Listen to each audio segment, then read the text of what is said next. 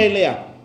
இது மாதிரி நம்ம ஆன்மீகத்தில் நம்மளை பின்தங்கி இருக்கிறோம், மற்றவங்களாம் எங்கேயோ போயிட்டாங்க, நம்ம எப்போ அடைய போகிறோம், நம்ம எப்படி அந்த நிலைக்கு போகிறது, அதெல்லாம் நீங்கள் குழம்ப தேவையே கிடையாது. எல்லாரும் இப்படி தான் இருக்கிறாங்க. ஆனால் நம்ம கொஞ்சம் பரவாயில்லாமல் இருப்போம்.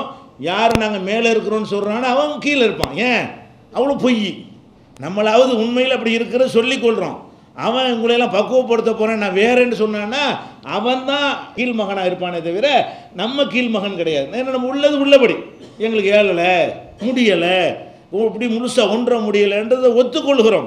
அவன் என்ன செய்கிறான், அந்த நிலையில் இருந்து கொண்டு அப்படி இல்லைங்கிற மாதிரி மக்களை ஏமாத்துக்கிறான். அப்போ அவன் தான் மனக்குழப்பத்துக்கு ஆளாகணுமே தவிர நம்ம ஆக தேவையில்லை. சாதாரண மனிதர்கள் எல்லாம் மனக்குழப்பத்துக்கு ஆளாக வேண்டிய அவசியமே கிடையாது என்பதை இதிலிருந்து பார்த்து கொள்கிறோம். இந்த செய்தி ஆயிஷா நாயுடைய வீட்டில் அந்த திரைச்சிலை தொங்கவிட்ட செய்தி புகாரியில் 374வது ஹதீஸ்லையும் 5959வது ஹதீஸ்லையும் இருக்கிறது. அதே மாதிரி தொழுகிறோம், பள்ளிவாசலில் தொழுகிறோம், நல்ல அழகான தரை போட்டு வச்சுருக்கிறாங்க, பிரச்சனை இல்லை. அந்த காலத்தில் தொழுகும் பொழுது வேறு எந்த இடத்துல வேண்டாலும் தொழுவாங்க. அல்ல நம்ம போராட்டங்களில் கலந்து கொள்கிறோம், ரோட்டில் தொழுக வேண்டிய நிலைமையெல்லாம் ஏற்படும். ரோட்டில் உள்ளது சமதரையாக இருக்குமா? இருக்காது. அதில் கரடு முரடாக இருக்கும், கல்லுகள்லாம் சின்ன சின்ன கல்லுலாம் இருக்கும். அதில் கொண்டு நெத்தியை வச்சேன்னு வைங்க, ஜெயிலில் அடைச்சிவிட்டான்னு வைங்க. ஒரு மண்டபத்துக்கு முன்னாடி உள்ள இடத்துல நம்ம தொழுவோம். அந்த இடத்த பார்த்தா என்ன செய்யும், நெத்தியை கொண்டு வச்சா குத்தும். அந்த மாதிரி கல்லுகள்லாம் கிடக்கும். இது மாதிரியான ஒரு நிலையெல்லாம் அடையும் பொழுது அதுக்கு எப்படி செய்யணுங்கிறாங்க ரசூல் ஸல்லல்லாஹு அலைஹி வஸல்லம்.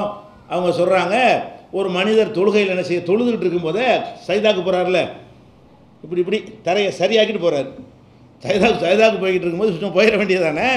அந்த மணலில் தொழும்போது கூட மணல் கொஞ்சம் சமமாக இல்லாமல் கொஞ்சம் ஏற்ற இறக்கமாக இருக்கும் பொழுது பாதிக்குங்கிறதுனால இப்படி சஜிதாவுக்கு போகும்போது இப்படி என்ன செய்கிறாரு.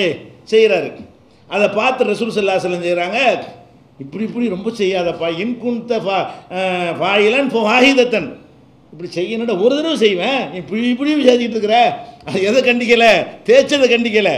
அப்படி மண்ணு தரையாக இருந்து ஒரு தட்டி விட்டுக்க, ஒரு தடவை செய், சமமாயிக்க, அப்புறமேல நீ தொழுவுன்னு சொல்கிறாங்களே தவிர உனக்கு எந்த ஏன் வந்துச்சு, உனக்கு ஏன் சமதரேன்னு தெரிஞ்சு, ஏன் மேடு பள்ளம் உனக்கு தெரிஞ்சு, அங்கே ஏன் கல் கிடக்குற உனக்கு ஏன் தெரியுது, நீ ஒன்றி போயிட வேண்டியதானே, மண்டை பொத்து போனால் பொத்து போயிட்டு அப்படி சொன்னாங்களா?